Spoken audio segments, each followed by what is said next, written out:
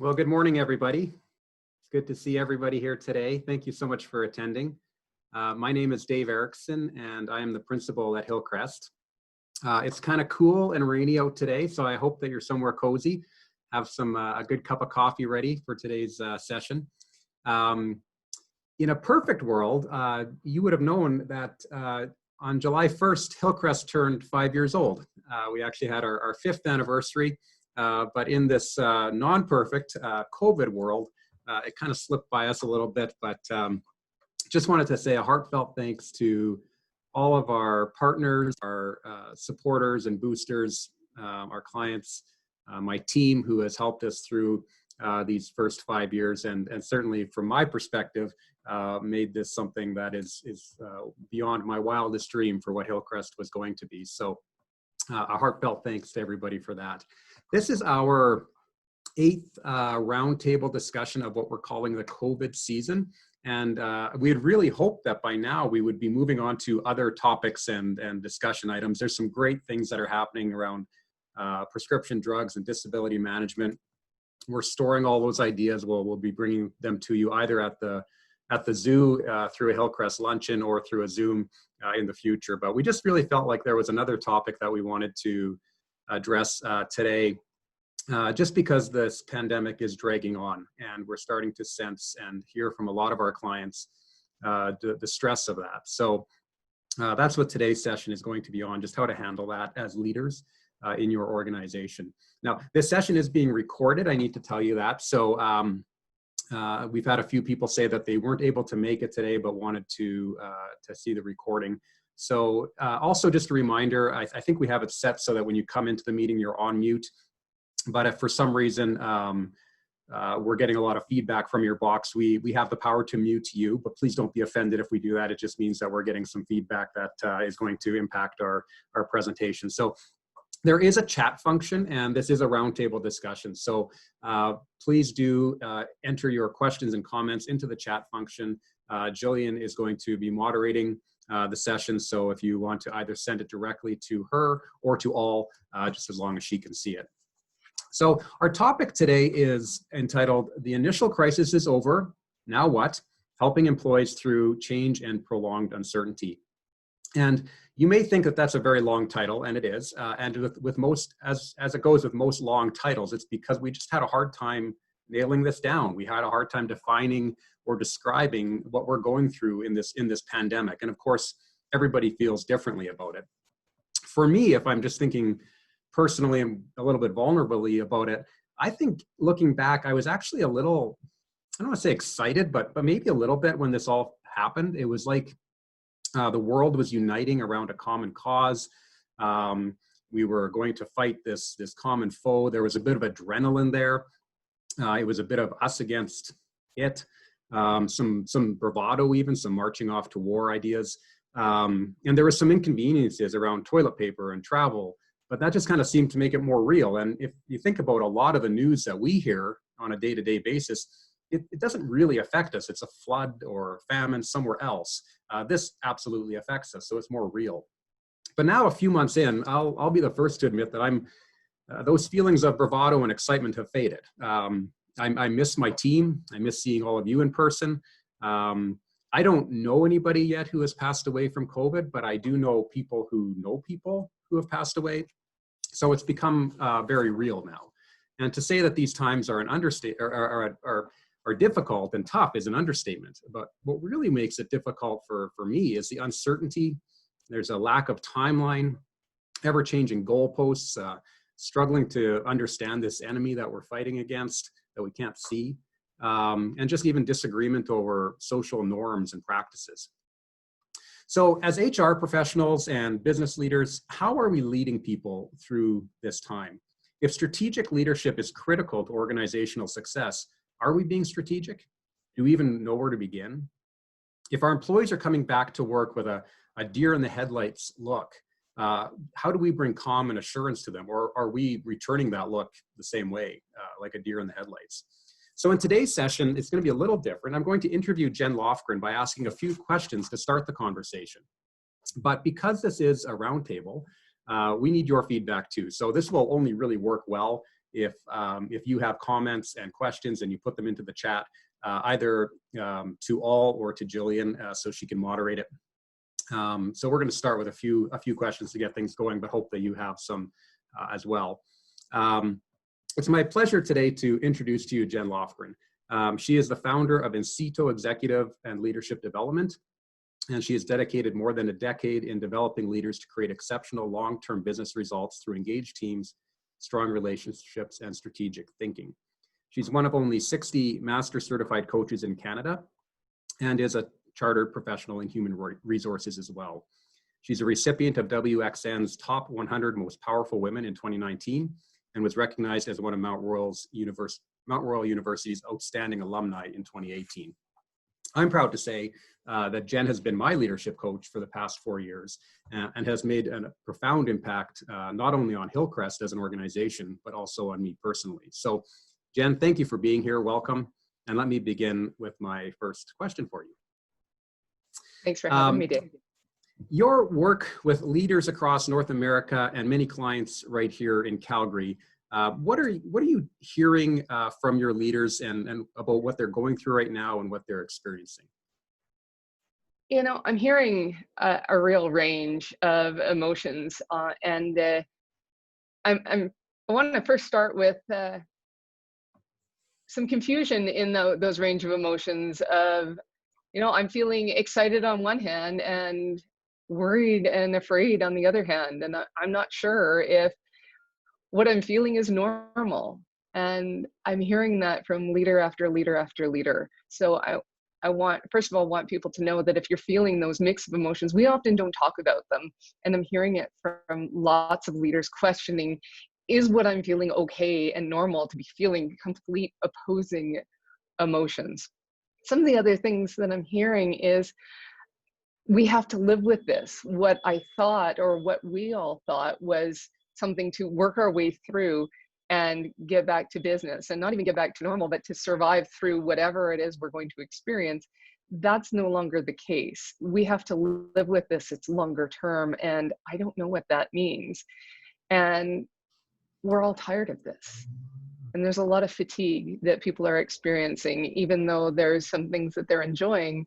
Being in this prolonged period of uncertainty, there's a sense of being tired with all of this. And one of the things that is becoming exhausting is decision fatigue. There's so many decisions to be made each day and each week, and the uncertainty around them, that it's creating a lot of fatigue for leaders, and also fatigue for their teams in going through decision after decision after decision.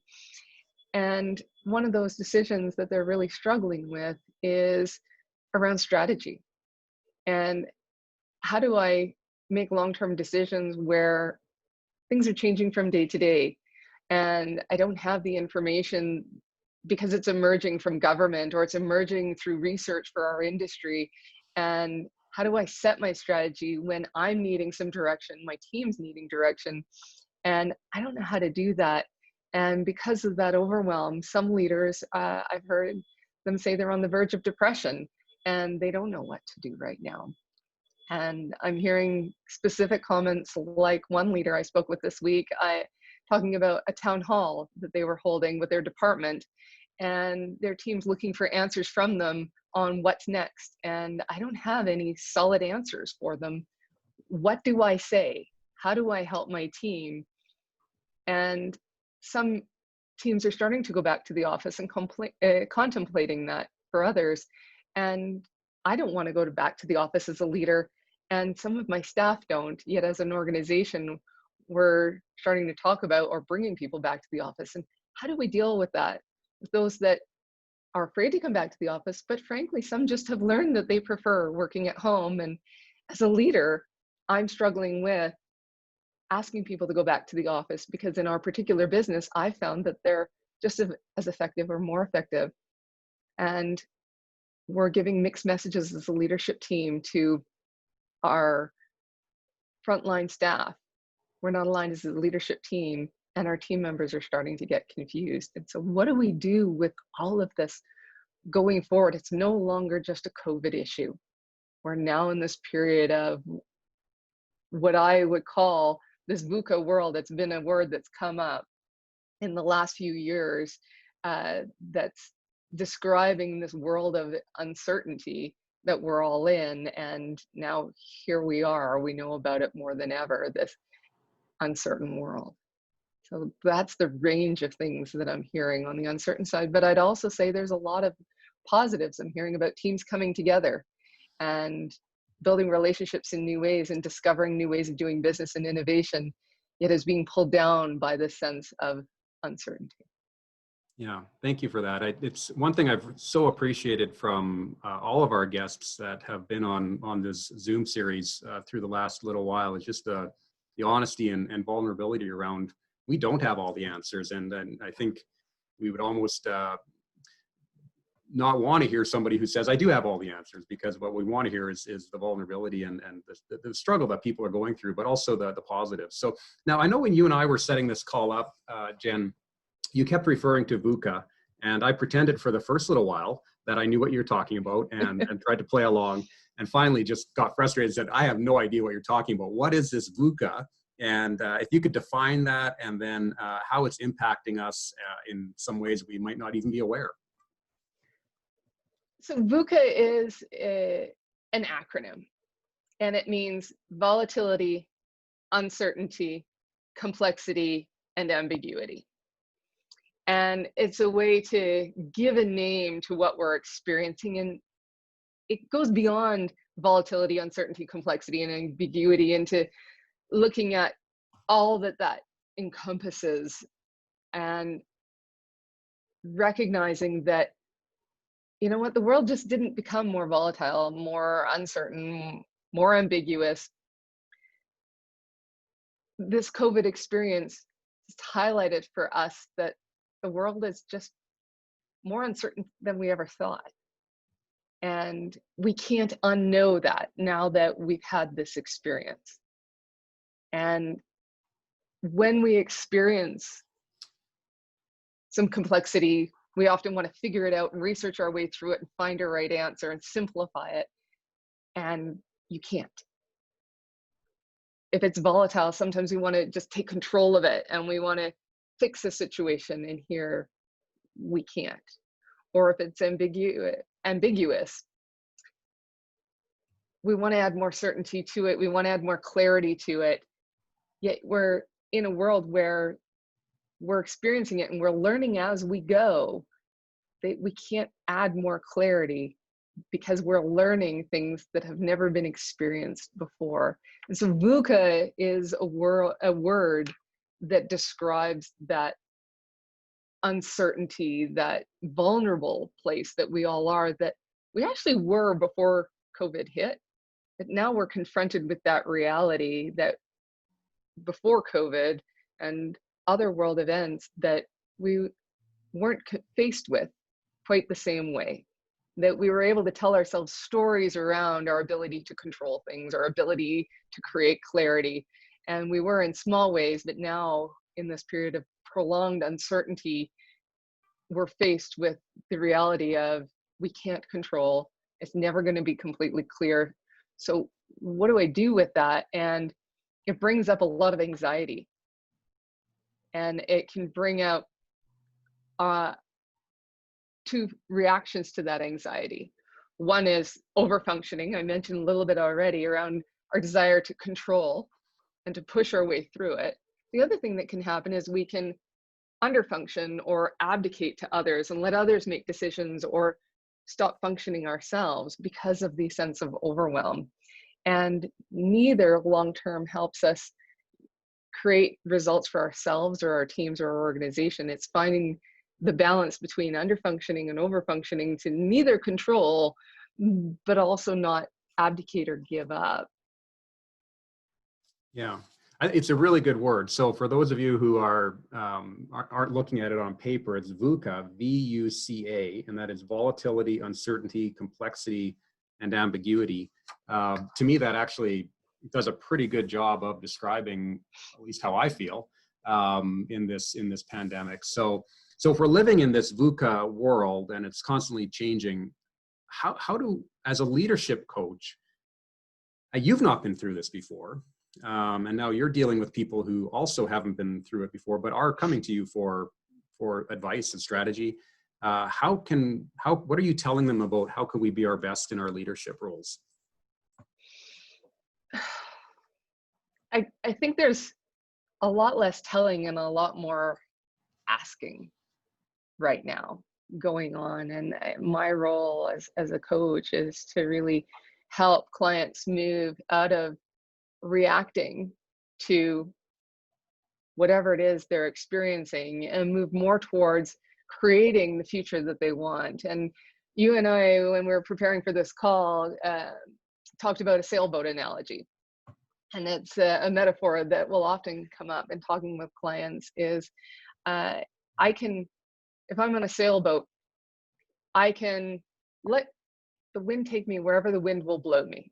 If I make no decision on what I want and I just react and respond to the wind as it comes up, I can set my sails in different ways to respond to the wind. But what can happen is I either go in circles, my rudder's stuck and I'm just attending to the sails and I go in circles, or I just go where the wind blows me and I end up where I end up. Or I don't know where I want to go, but instead of reacting to the wind, I set a course. And I see some islands over there, and I don't know if they're hospitable islands, if it's really where I want to end up, but I know I don't want to be here. So I'm going to set that course for those islands right now. But along the way, I'm going to get new information and new events are going to happen. And I can make new choices and I can refine my course. I can change my course completely. I can set a new course. I can delay. I can take I can take another course temporarily and visit another island and go back to my original course based on choices and new information along the way. But what's important about the sailboat analogy is, am I making choices or am I going wherever the winds blow me? And so the learning I want folks to take from that is, even when you can't set a long-term strategy or long-term vision, what do you want based on what you know right now? And setting that vision for yourself. And as you learn new information, continuing to set a next vision and a next vision so that you're creating that future destination. And that destination that you choose in the beginning may not be where you end up. In fact, it's unlikely that it's going to be where you end up in the end, because you're going to have lots of micro decisions along the way to make choices to get you closer to what you want that you may not fully know right now because you don't have all the information. And just like the sailboat journey, you're going to get new information along the way to keep refining that vision. Yeah.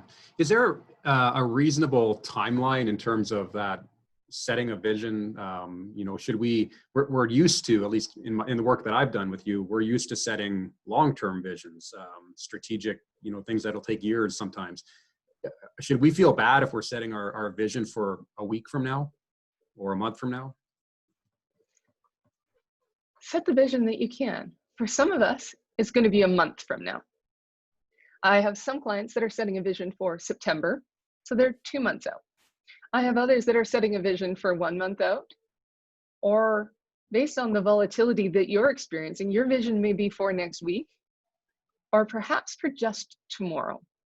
And as a leader, we're encouraged to create 1 year, 2 year, 3 year, 5 year, 10-year visions. If that's not possible, don't let that get in your way. There's not a right or wrong to setting a vision. Set the vision that you can today, even if it's just for tomorrow. And especially for leaders that are really struggling with things in their personal life, not just in the workplace, that if all you can muster is a vision for tomorrow, then that's the vision to set for yourself today. And tomorrow you can make a decision to set a new vision.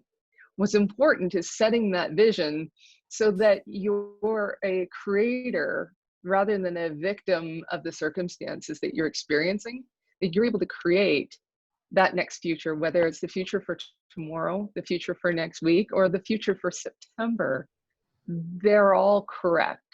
Because again, they come back to creating, not controlling, creating your future and the baby steps that you can take to start moving forward towards a new future, not only reacting to what you're experiencing today. Does that answer your question, Dave?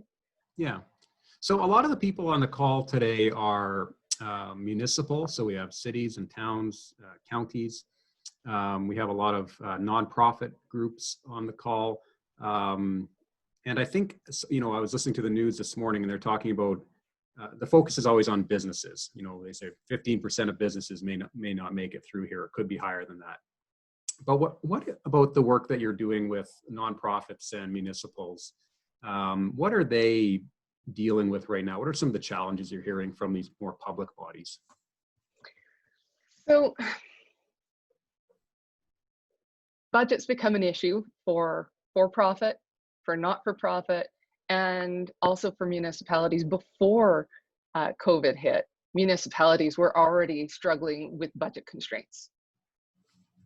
And many municipalities were going through major transformation with the budget constraints that they were experiencing. And now the budget constraints are being pushed even further, and they're having to cut even deeper into their programming and how they're providing services, but also how they're caring for their staff. The other thing that's impacting them is social media.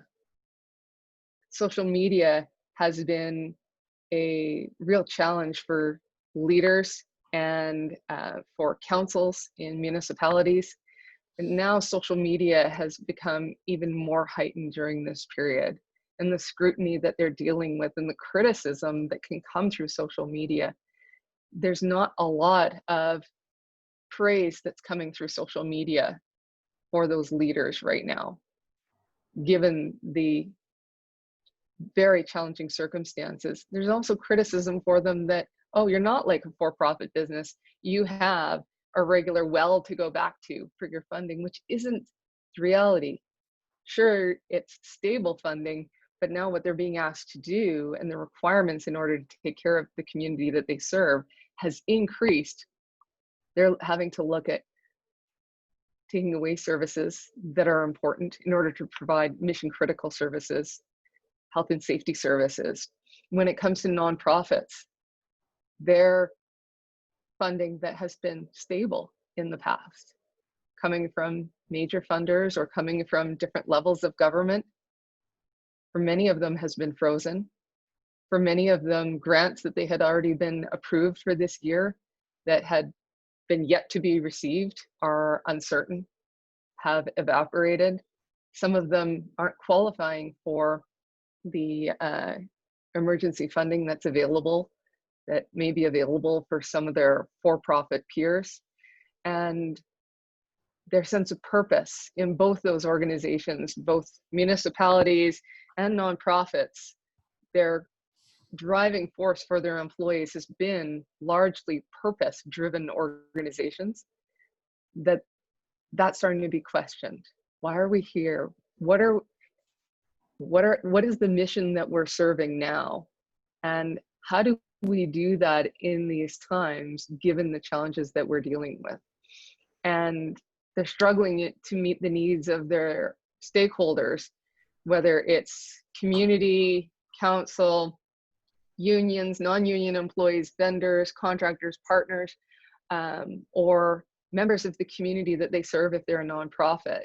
That passion-driven piece extends to all of their different stakeholders, and there's a lot of worry about how do we live with purpose in this time, and knowing that this time is not a month, it's not even next year. It's how do we serve our communities with purpose that impacts government and nonprofits in a different way than it does industry organizations.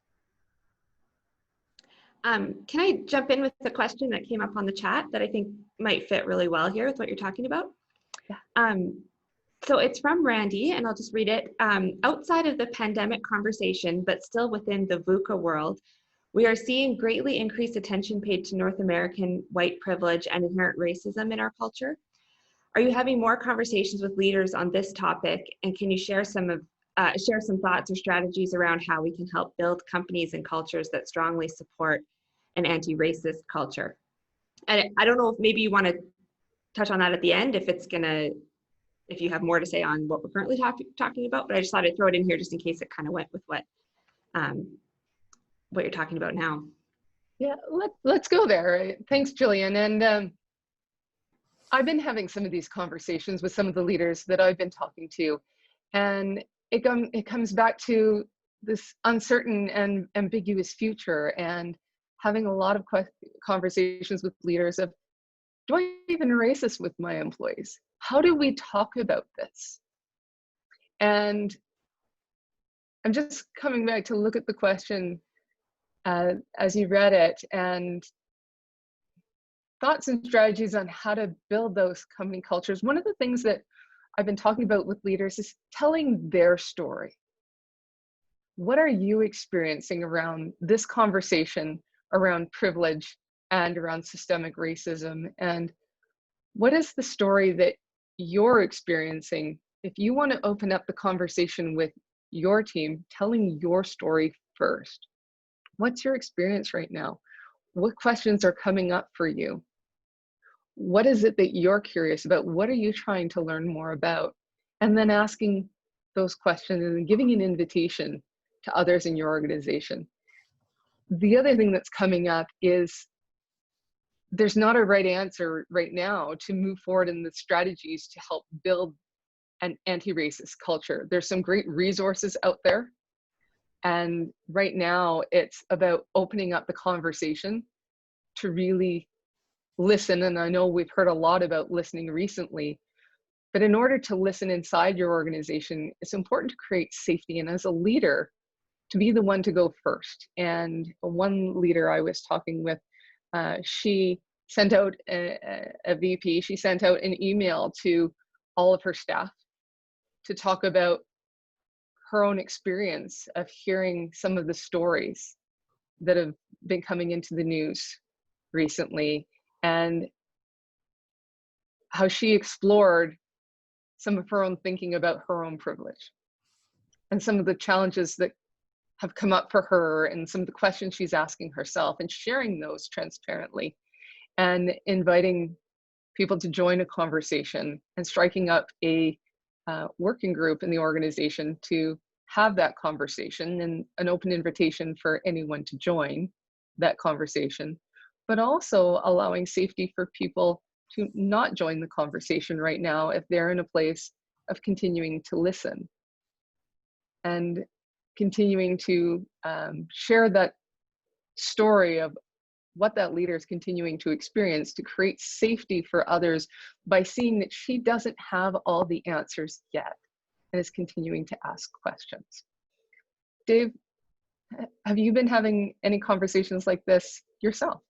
Yeah, we have actually. It was interesting. I think it was a couple of weeks ago on a Hillcrest happy hour. So Friday afternoons, we go on Zoom. We usually have, each of us have a beverage, and we just talk about the week and try to keep it away from business, try to keep it light.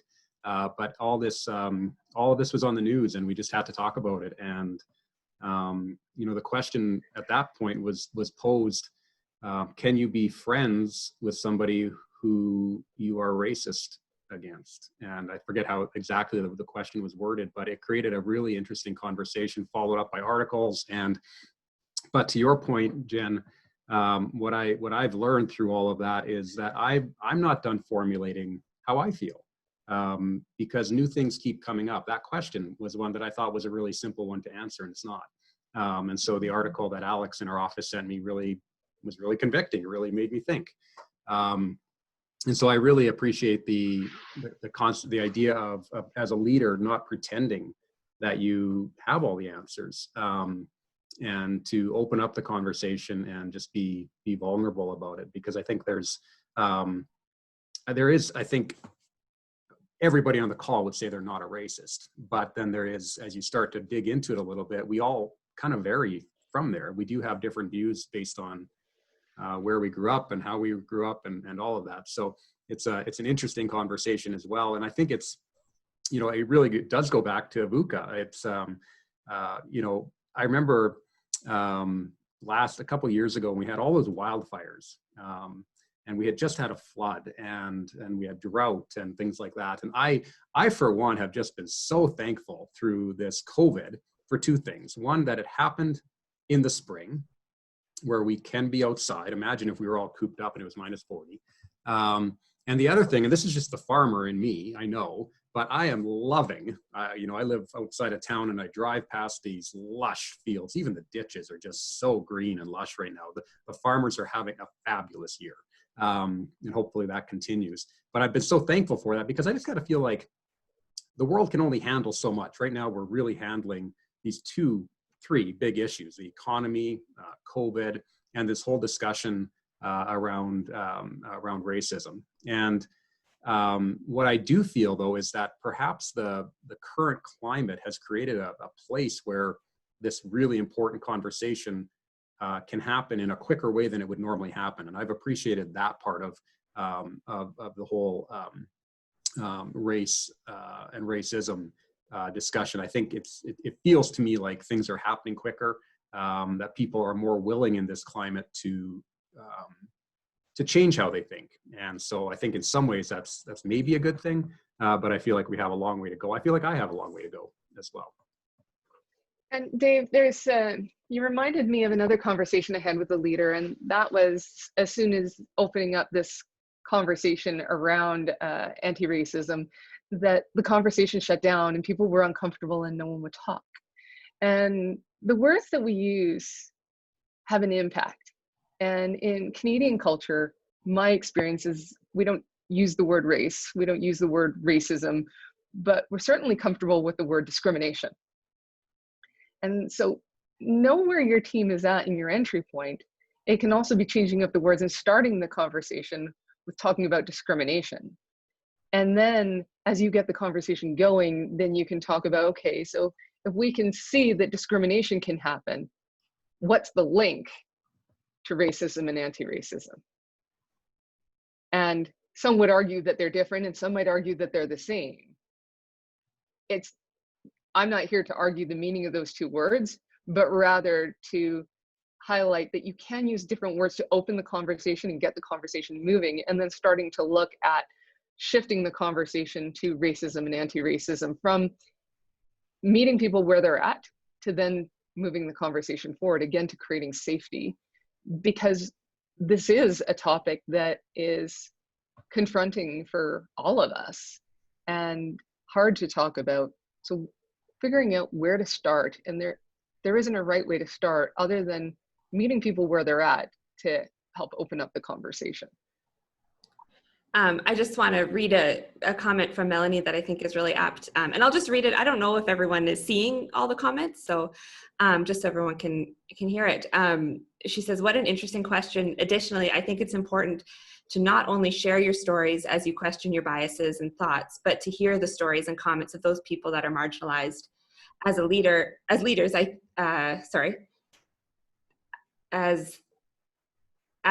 I think it's wildly important to review practice, policy, and leadership and the culture of the organization." Yeah. Yeah, great comment, Melanie. And sharing your story, but then giving voice to the stories of others is important to open the conversation. And telling stories is one of the most impactful ways to inspire others. And there was another leader I was talking with in the last week wanting to be inspirational in one of the meetings that they were having, but they had a lot of hard material to work through. So how do I leave them inspired? Inspiration isn't about motivation and leaving people on a high note. Inspiration is really about shifting perspectives and introducing a new perspective. And story is one of the most powerful ways to do that. The story doesn't have to be an uplifting, motivational story. It's sharing a perspective and telling your own story and giving voice to a powerful story of someone else that needs to be heard. That's inspirational. There's a great resource from Randy I see here that he's posted in the chat box that he found really helpful. And I know I've got another one that I can share out that can help groups talk about this issue that I'm happy to send out. I don't have it at my fingertips right now, but I'm going to pass it on to Dave to share out with the group as well. That actually came from one of my clients. Yeah, one of the things I've, oh, sorry, go ahead. I was going to say, I'll copy this resource Randy shared, and we can maybe email it out with Jen's resource after the call, just so everybody has it. Sure. One word that you touched on, Jen, that really resonates with me right now, in whether it's this topic around discrimination and racism or in COVID, was permission, and permission to ask questions, to what I really appreciate about my team, as we were talking about racism and discrimination, was we're a tight team, but I felt permission to ask questions that I probably wouldn't ask here. For instance, there's just too many people. I don't know who is all on the call, and I don't want to be asking a question that comes across the wrong way.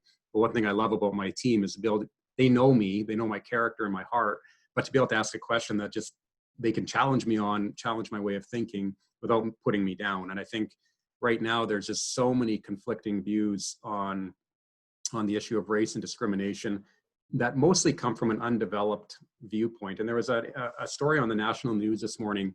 A bunch of writers, I think there's 300 of them or something, I remember Margaret Atwood was one of them, have signed a petition or a letter to end what they're calling cancel culture, where you basically, if somebody says something wrong, you cancel them.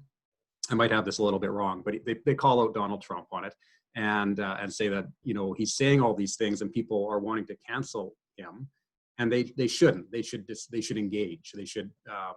And so these writers are coming together saying, shutting people up is not the answer. We need to argue. We need to bring it out on the table. We need to have these conversations in a way that people who are either in that conversation or around that conversation can think it through, because these are topics that we don't want to think about generally. And so to actually have public discourse on them, where we as a population can start to create and formulate our own thoughts on it. But I come back to that word permission. We have to have permission in trusting ways where we can say something that it could be wrong. We might be called out for something and say, well, I didn't really mean it that way. Or at least now I've changed how I view it because of how the conversation we've had. So I do think that's very important. And I think we don't have to take this back to COVID. I love where this discussion is going, but just in light of of COVID, one question that I had that has to do with this permission is around how different, even within a small team like Hillcrest, how we all are viewing COVID, social norms, social practices differently. Every one of us has a different view and a different outlook on what it's like to come back to the office, what it's like to go to a meeting. So, Jen, are you hearing from leaders in terms of trying to lead their team through this difficult time, giving permission for people to think differently, to act differently, or are most organizations trying to develop a standard that everybody has to adhere to? Both. So I'm hearing that, and a lot of the leaders I work with, they're wanting their teams to think differently, to act differently, yet they're struggling with a wider leadership team or a particular leader in the organization that's pushing as hard as possible to go back to how things were, or to create some right answers and to create some policy and to move forward. And so the question that comes up a lot is, how do we create, again, that safety for people to speak up and have that debate, whether it's on anti-racism, it's exploring where we're going as a business, it's whether or not we have a work from home policy, whether or not we ever return to the workplace, if we reinvent our business, opening up any of those questions. How do we create safety, but also alignment amongst a leadership team, so that team members aren't confused and they aren't holding back that debate and those questions. Because one of the things that I hear is, I think I mentioned earlier, is we're giving mixed messages to employees. We just did a company-wide town hall and we said this, but in another town hall or in my own team meeting, I conveyed this, which was my understanding, our agreement from our last executive meeting. And now each leader is saying something a little different, or our message is changing. So how are we creating that safety for people to speak up and have that active debate? And I'm cultivating it within my own team, but now they're getting pushback elsewhere in the organization. So I'm hearing a whole mix, and I think that's part of what's leading to some of the angst and churn. Is there's not just one direction that leaders are taking right now. Some are wanting to really push back to the how things were, which can't exist, whether it comes to COVID, anti-racism, or any of the other dramatic change that we're experiencing, whether it's economic collapse, which is, maybe started by COVID, but it's not COVID anymore. It's here we are. There's prolonged economic collapse that's occurring for businesses and for organizations and for families. And how do we continue to push those conversations where we're inconsistent in organization, but also where we're having them? How do I continue to create safety and lean in to what can be really uncomfortable, no matter what the topic is? Because the more we lean into those conversations, the more uncertainty we're stepping into as a team. I got a question that I think relates to this when you talk about the alignment of the leadership team. In this season, organizations are encouraged to reduce their minimum viable product. How do you coach leaders to anchor to their organizational core? Can you read the question one more time? Yes. In this season, organizations are encouraged to reduce their minimum viable product, their MVP. How do you coach leaders to anchor to their organizational core?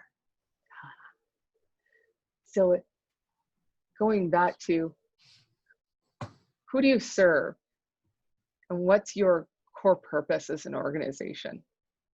And an example I use is, there's two of them that I use. One is Blockbuster thought they were in the movie rental business. They weren't in the movie rental business. They were in the entertainment business. And so we look at Netflix, and Netflix, they're in the entertainment business. They're also not in the streaming business. So we see an organization like Netflix, they now produce their own content. They started as having boxes in grocery stores and in sending things in the mail, and then they were able to shift to online streaming, and then they were able to shift again to also creating their own content, because we see that they're starting to have licensing issues with other streaming services popping up and pulling, like Disney Plus, pulling a lot of their content from Netflix and putting it on their own platform. And so thinking about, what is that core purpose, and who do you serve with that core purpose? Another example is Kodak. Kodak was in the film business, or so they thought. They actually weren't in the film business at all. They were in the memories business. So as soon as you had a smartphone in your hand and the ability to capture and have immediate access to those memories, film collapsed, especially as it improved, because it was about memories, not in film. It was the capturing of memories. And what are some of the other ways that we capture memories today? We do it through video, we do it through audio, we do it through photos. But what's your core business? And it may not be how you name it today as an organization. So really challenging that and digging into, our product isn't our business. Whether you rent videos or you make film, are you in the film business or are you in the memories business? And if you're in the memories business, it expands how you think about how you serve the people that you serve. Yeah, I've noticed that. Even I can speak personally to our business. We normally, well, through COVID at least, we've been doing very different work. For the first couple months, I would say we were frantically busy. The last month hasn't been quite that busy. That could just be a summer thing too. But the work that we're doing is very different than what we've done before. And so we've had that conversation as a team, I know I've thought about it long and hard. Well, what are we doing? And really, it forces you to come back to your core values. So for us, we've identified what we're good at is caring. That's hard to define. It's hard to, express that through a quarterly report or a renewal. But that's what we're told. We're told that we care for our clients and their employees. So in what we're doing through COVID, are we caring? And then also we're known for being smart. We hire smartest people we can find.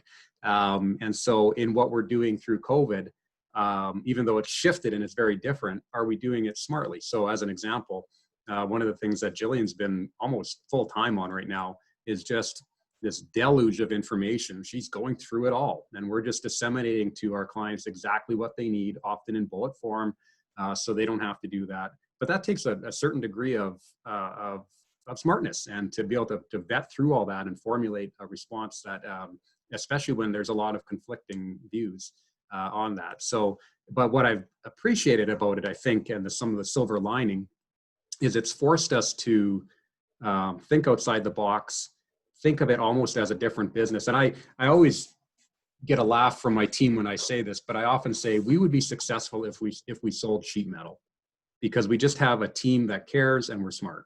And so it doesn't really matter what business we're in, as long as we maintain those values and those core principles. And I think, if anything, COVID has told me that is true. Because the business we're doing today is very different than the business we were doing 6 months ago. Well said, Dave. Well, I don't think we have any other questions. Jillian, do you see anything else coming up through your chat? No, I don't have anything else here. Nope. Okay, that's okay. We don't have to go a full hour. That's we can always let people out a little bit early, even though they probably don't want to go outside today. Well, Dave, I've got a couple Yeah. things that I might like to leave Sure. people with, in thinking about, okay, so then, back to the now what do we do? And I think I'd like to go back to that vision piece, and a reminder to set a vision, decide what you want, even if it's something that's for tomorrow, for a week out, a month out, or 3 months out. Ask yourself the question, what do I want now? Whether it's, what do I want for myself? What do I want for my team? What do I want for the organization? To set that vision. And then the next step is to ask yourself what baby step you can take today towards creating that new future. Something else I want you to think about is, what do you need to do to maintain your own life balance, whatever that might mean for you? As a leader, in order to give to your team, you need to have energy to be able to give to them. And for all of us, it's different.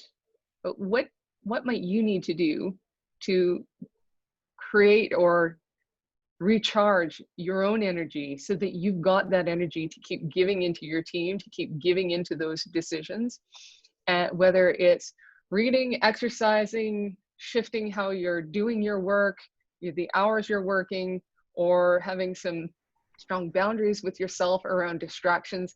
I don't know what it is, but really challenge you to think about, how are you creating or recharging your energy so that you have energy to keep putting into the world? Because the reality of being in this VUCA world is it pulls more and more energy from you, and you can have infinite energy to give as long as you're continuing to recharge that energy for yourself.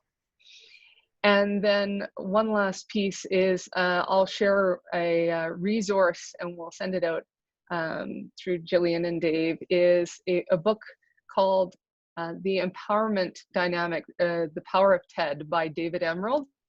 And it's a business fable, or it's a story about looking at, how do you move from being a victim of circumstances to creating your own future.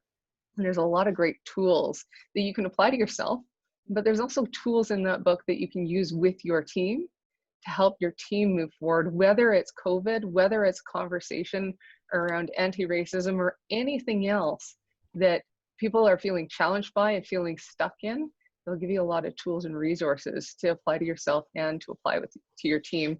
And it's called The Power of TED, T-E-D, and it's by David Emerald, but we'll send out a link to that book as well. So because with the Zoom call, we don't necessarily get a list of everybody's email address who is on the call. If you would like these resources, we'll send out the link to the website that Randy sent, and then the resources that Jen's been talking about. I just sent my email up in the chat. If you can send me a quick note to let me know you'd like those, then I can make sure that everybody who's interested gets the links. Yeah, good call, Jillian.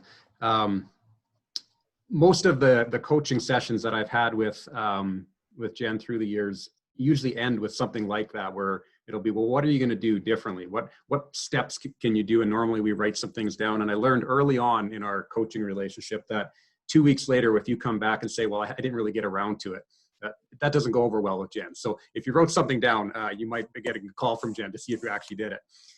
Kidding, of course. So thank you for everybody for being here today. Really appreciate your time. If nothing else, and I hope you got a lot out of today, you did learn a new word. So VUCA is volatility, uncertainty, complexity, and ambiguity. A recording of this presentation will be up on our website shortly, so do have a look for that.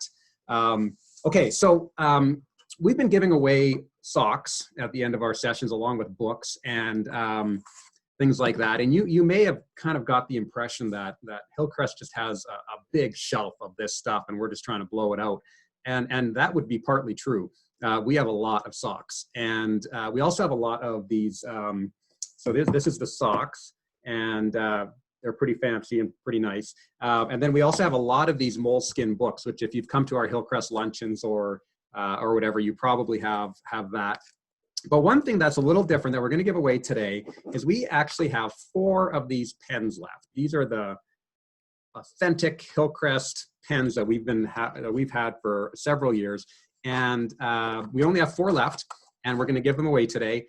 They come in a nice little box too, and we've decided to go with a totally different look for pens. So we've ordered new pens, so these are going to become a collector's item, I'm sure.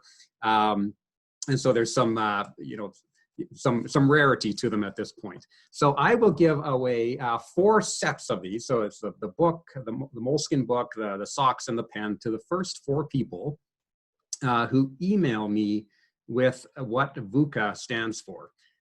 So there you go. If you've I've made sure I said it a few times because it's a tough one. The first 4 people that send me that will get the package. Also, please do keep sending us your ideas. I really appreciate, actually most of the ideas we've presented on have come from you through comments and questions, people just saying, I'd love if you would do something on this. Also, stay tuned for our next newsletter. It's now in production. It'll be on our website soon. That'll be our summer newsletter. Not to be confused with Hillcrest at Home newsletter. We've kind of got 2 newsletters going right now. Hillcrest at Home is a more cheeky, funny look and glimpse into our lives as we work from home. The last one went up on the website a week or 2 ago, so have a look at that. Also, the summer newsletter, which is a little more formal, will be coming up soon as well. So thank you everybody for being here. Jillian, I see there's some comments. I can't read them. Any last questions or anything? Nope, it's just I'm just collecting some email addresses for the resources, so it's all good. Okay, sounds good. Well, thank you everybody so much for being here. Thank you, Jen. Really appreciate your time and just your honesty today. Everybody have a great day, and please do stay safe.